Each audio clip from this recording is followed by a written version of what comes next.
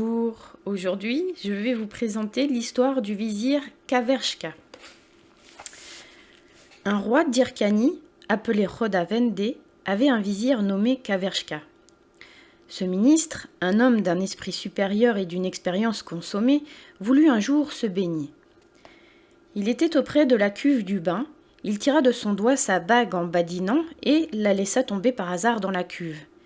Mais au lieu d'aller au fond, elle demeura sur la surface de l'eau. Kaverchka, frappé de ce prodige, ordonna aussitôt à ses officiers d'enlever de sa maison toutes ses richesses et de les aller cacher dans un lieu qu'il leur nomma, en leur disant que le roi son maître était sur le point de le faire arrêter. Effectivement, ses domestiques n'avaient pas encore emporté tous ses meubles que le capitaine des gardes du roi arriva chez lui avec des soldats et lui dit qu'il avait ordre de le mener en prison. Le vizir s'y laissa conduire, pendant qu'une partie des soldats se saisit de tout ce qui était resté dans sa maison. Ce malheureux ministre, que Khodavendé traitait ainsi sur de faux rapports, demeura plusieurs années dans les fers. Il n'avait pas la liberté d'entretenir ses amis, on lui refaisait toutes sortes de consolations, et tous les jours le roi donnait quelque nouvel ordre qui augmentait la rigueur de sa prison. Il avait envie depuis longtemps de manger du romanachi. Le romanachi, c'est un dessert composé avec des grains de grenade. Donc il en demandait sans cesse, et l'on avait la cruauté de lui en refuser tant on s'attachait à le mortifier. Cependant, un jour, le concierge lui emporta par pitié, et lui en présenta dans un bassin de porcelaine. Le vizir, ravi d'avoir enfin ce qu'il avait si ardemment désiré, se disposait à contenter ses désirs quand deux gros rats qui se battaient, venant à passer tout à coup auprès du romanachi qu'il avait mis à terre pour un moment, tombèrent dedans et le rendirent immonde. Kaverchka n'en voulut pas manger, mais il envoya dire à ses domestiques d'aller reprendre ses richesses et de le reporter dans sa maison, parce que, disait-il, le roi son maître était prêt à le retirer de prison et à le rétablir dans son premier poste.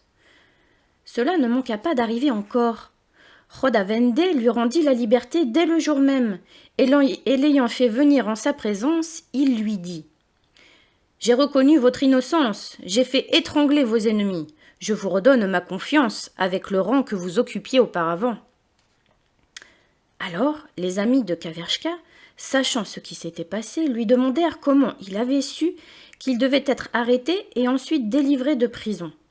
« Quand j'ai vu, leur dit le vizir, que ma bague, au lieu de s'enfoncer, demeurait sur l'eau, j'ai jugé par là que ma gloire était arrivée à son dernier degré, et que mon bonheur, ne pouvant plus croître, allait selon l'ordre du ciel se changer en adversité, ce qui s'est trouvé véritable.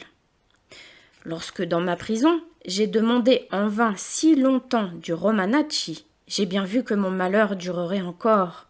Et enfin, quand on m'en a apporté, les rats qui sont tombés dedans m'ont fait connaître que j'étais parvenu aux bornes prescrites à ma mauvaise fortune, et que ma douleur extrême serait bientôt suivie d'une parfaite joie. »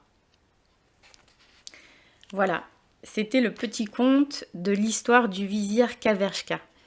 Donc j'espère que ça vous a plu, et par la suite, je vous en réciterai d'autres. Voilà.